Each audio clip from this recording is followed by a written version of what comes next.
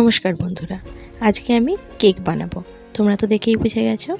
তো চলো দেখে নিই আমি কেকের জন্য কী কী নিচ্ছি। আমি এই কাপটা মেজারমেন্ট করেই কিন্তু সব জিনিস নিয়ে নিয়েছি। 1 কাপ চিনি গুঁড়ো করে নিয়েছি, 1 কাপ ময়দা, 1 কাপ সুজি ভালো করে মিক্সিতে গুঁড়ো করে নিয়েছি। আর এখানে আমি টুটি ফুটি নিয়ে নিয়েছি, যেগুলো একটু ময়দা দিয়ে কোট করে নিয়েছি। এরপর আমি একটা বাটির মধ্যে 2 চামচ তেল নিয়েছি, যার মধ্যে আমি এখন চিনির গুঁড়োটা দিয়ে দিচ্ছি। ভালো করে মিক্স করে নেব।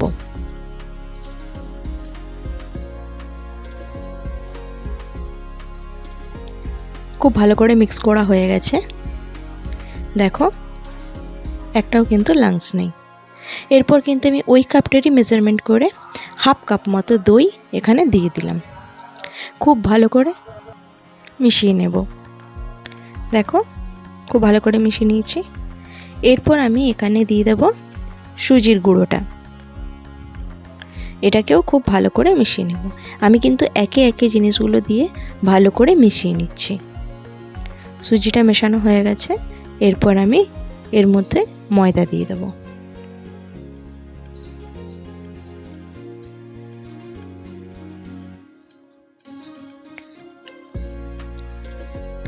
ময়দাটা দেওয়ার পর আমি ওই কাপেরই মেজারমেন্ট করে অল্প একটু একটু করে দুধ এখানে অ্যাড করব।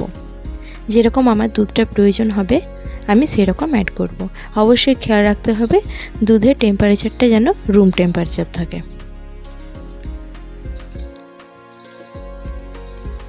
আর দেখো আমার 1 কাপ কিন্তু পুরো দুধ এখানে লাগেনি। এরপর আমি বেকিং পাউডার একটু আর বেকিং সোডা একটু অ্যাড করে দিলাম। অবশ্যই খেয়াল রাখতে হবে বেকিং পাউডার আর বেকিং সোডা দেওয়ার পর খুব বেশিক্ষণ কিন্তু ব্যাটারটা রাখা যাবে না। টুটি ফুটি অ্যাড করে দিলাম। আবারও মিশিয়ে নেব খুব ভালো করে। এরই মধ্যে আমি আরেকটা কাজ করে নিয়েছি এর ফাঁকেই, সেটা হচ্ছে গ্যাসের আঁচে কিন্তু আমি একটা কড়াই বসিয়ে দিয়েছি, গরম হতে দিয়েছি কড়াইটা। এরপর আমি একটা বাটির মধ্যে খুব ভালো করে বাটির চারপাশে লাগিয়ে নেব। এখানে আমি একটা পেপার দিয়েছি, আমি নর্মাল পেপার দিয়েছি, তোমরা চাইলে এখানে বেকিং পেপারও দিতে পারো।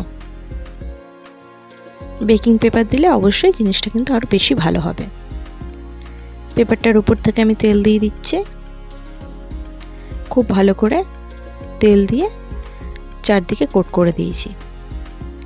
এরপর আমি এর মধ্যে কেকের ব্যাটারটাকে ঢেলে দিলাম।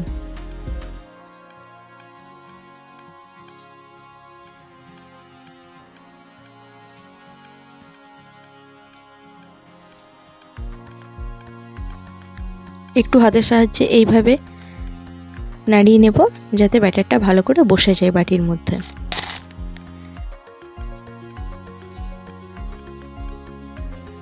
এখানে আমি কিন্তু কড়াটা আগের থেকেই গরম করে নিয়েছিলাম, হিট হয়ে গেছে। এরপর আমি এখানে কেকের ব্যাটারটা বসিয়ে দিলাম বাটির মধ্যে।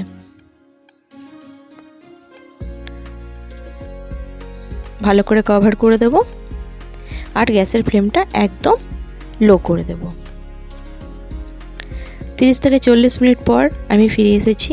দেখো এইভাবে একটা টুথপিক নিয়ে দেখে নিচ্ছি, যদি না হয়ে থাকে তাহলে কিন্তু টুথপিকের গায়ে লেগে যাবে।